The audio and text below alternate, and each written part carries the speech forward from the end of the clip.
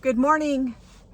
I'm Dr. Michelle Alden. I wanted to talk to you today about counseling and your kids that are struggling mental health wise, especially, well, not totally, but I'm thinking a lot about teens. But I've seen it with pretty young kids as well. I started doing this work primarily with attachment and family attachment, and with attachment is kind of enmeshment as well.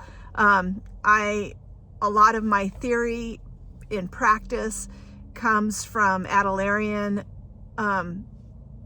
family therapy, but I've found over the years I've become more and more solution focused in what I do, so it's kind of a combination. As a counselor, I love counseling. I love theory. I love sitting with people in, where they're at. But from the beginning, I always knew that I wanted to work with families. Most of my training is in family therapy. And I feel that this is really important to share with you because it has to do with the lens that I come from. So when I'm working with a family, when we're going through the 12-week program, I ask families to really consider pulling their kids away from therapy for a time. And I don't want them to lose their support base that they have, but at the same time, I'm working with kids that are, for whatever reasons, there's some issues in their attachment with their parents and the family. And sometimes it's because of trauma in the family, and sometimes it's because of the child's own trauma, and sometimes it's because the parents have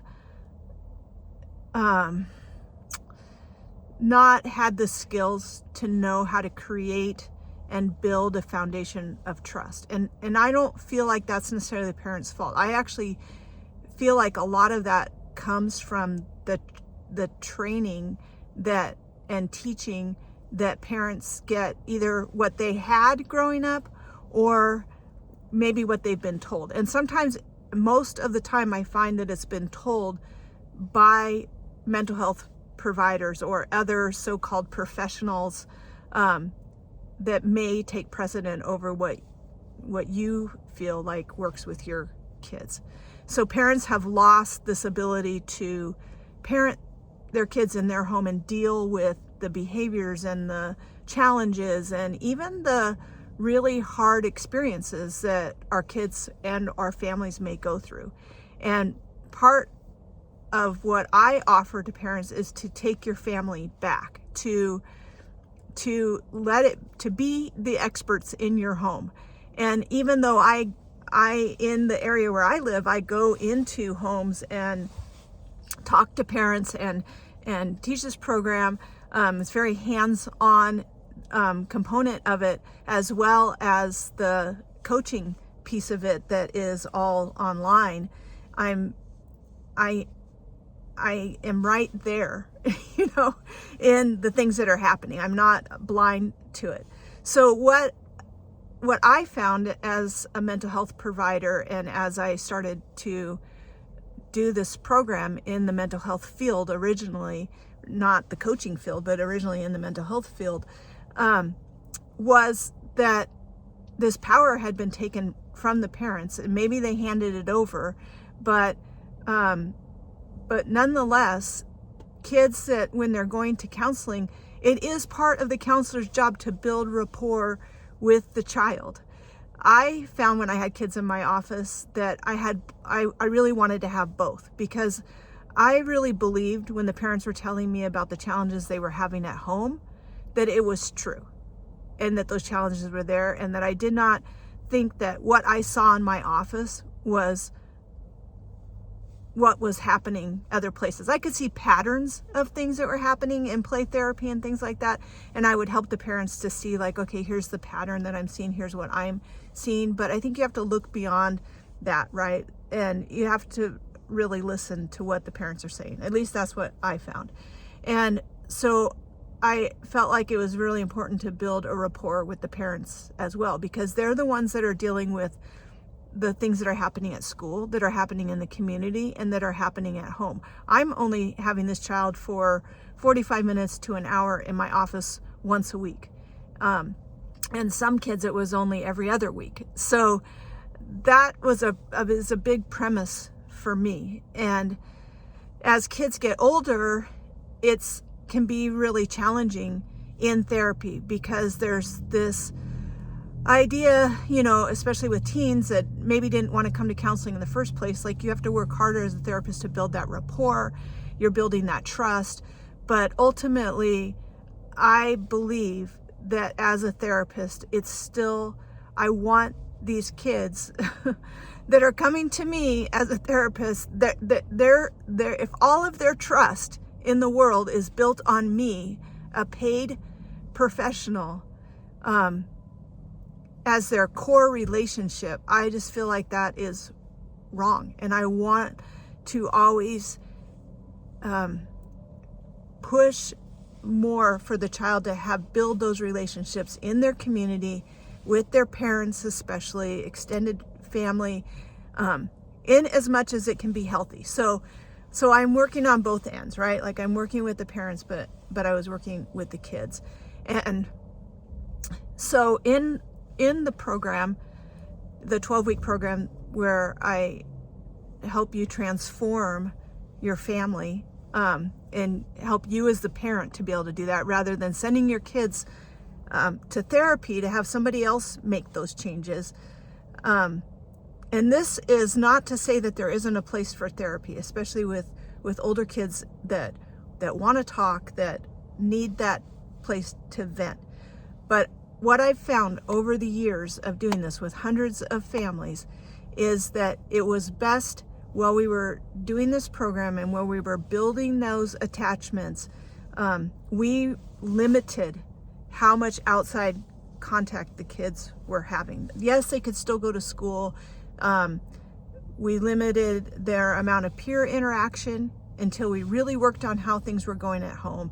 And a big piece of that is building the trust, right? And in order for a child to trust their parents, the parents have to be in charge, right? They have to know what to do and how to handle situations. And it's impossible for any of us to know, especially as a parent, to know how to handle every situation, right? And so there is a piece of it of helping the family to learn to problem solve together, to learn to work through these things together, to not outsource every single problem that's happening in the family. And I work with families locally that are, I would say a lot of the families that I work with have a high degree of dysfunction. There's a lot of times where multiple members of the family, including the parents, are also in therapy. I encourage the parents to continue to go to therapy, even while they're doing the program. But for the kids, I ask to limit it. And the reason is that I found, even when kids were in my office, the outrageous things that kids would tell me, and making it a policy to talk with the parents about those things as well, and not.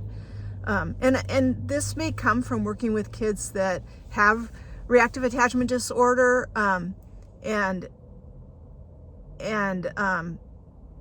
their timeline is very jumbled. Their executive thinking skills are very jumbled. And I found that talk therapy, trying to approach things about something that happened later that week, like you will barely get the whole story if you talk to everybody that was involved, let alone just talk to that child. And the way that they feel in the moment, right? Like, so in the moment, these kids are having tantrums and they're saying a bunch of stuff, and some parents know like how manipulative it all is. There are kids that are really driven by what they want right now, and it can change. there's what they want right now, and then there's what they want later. And I've seen it change so much in the families. Kids that are yelling, at first because we're limiting or taking the distractions out.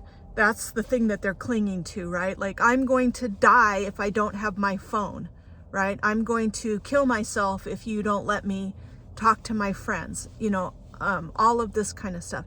And then sometimes you have a counselor that's hearing about this and they're like, oh, you can't do that, right? Like, if they're saying they're going to kill themselves if they don't have their phone, you need to make sure that they have their phone. Like, that's their only contact, with the outside world or whatever. And it's like, I'm also working with the parents to stay close to these kids. We're not just sending them to their room. We're not sending them somewhere else.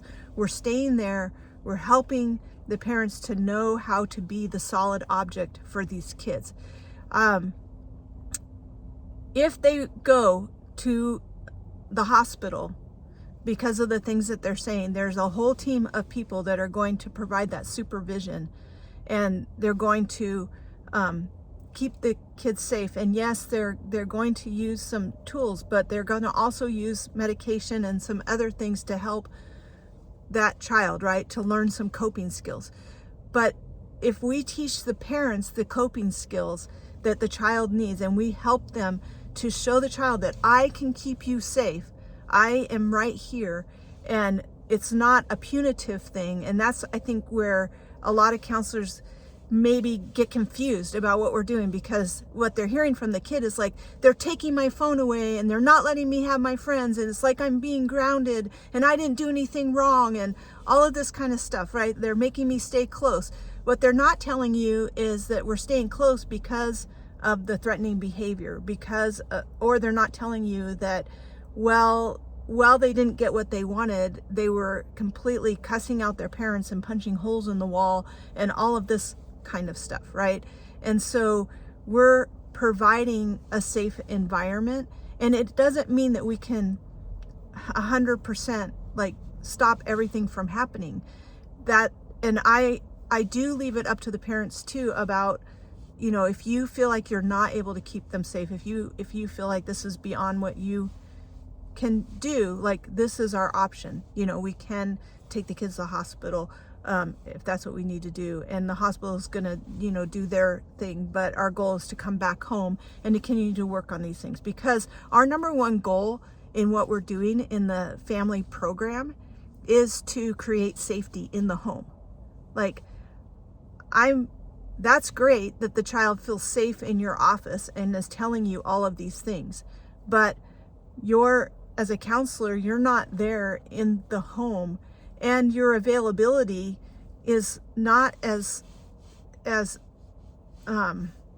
intense as the availability of parents that are in the program. So it's been a real challenge with some families when the kids are able to kind of get all the professionals in the same room, or all the adults in the same room, and nobody can agree with each other. And I think that the worst harm that I've seen come from kids, especially kids with attachment issues, or are just in that age range where they're like, nobody understands me and nobody cares about me more than this boyfriend that I have, or this counselor, she's the only one that cares about me. And I think the most detrimental thing that I've heard a counselor tell a parent is that you need to make sure that they come to me more often, because I'm the only person that they trust. They don't trust you. They don't trust what you're doing. They don't trust, the rules that you have, anything. They only trust me. I just think, wow, that is not what I want you to experience as a parent, because I don't feel like that is right. I think that our kids and our families, we should be working on those relationships to build that trust and to build that communication and to build that ability for your child to know that no matter what I go through, no matter how I'm feeling, I know that my parents will at least be there and are the solid object for me as I'm going through that. And that is such a core component of everything that I believe in and am doing in helping parents to parent really challenging kids. And I just wanted to share that today and put that out there, that I really want you to think about how much you're outsourcing that component of being family and being parents. Parents are not just there to make rules and enforce rules and make children be obedient and to provide for them everything that they want or think that they need, but a big piece of family is all of the part of family is working on those relationships. And there's work on all sides of it. And it's a lifelong work that I think is our human work to do. If our relationships are not working, if a child's core relationships in their family are not working, I think that as counselors, providers in the mental health field, as coaches, like we really need to work at that level. So in that sense, I am a relationship coach. That's all of my training is in family relationships, couples relationships, parenting relationships is especially what I love to do and am passionate about. So thanks for listening today. Like and subscribe and get all the videos, and leave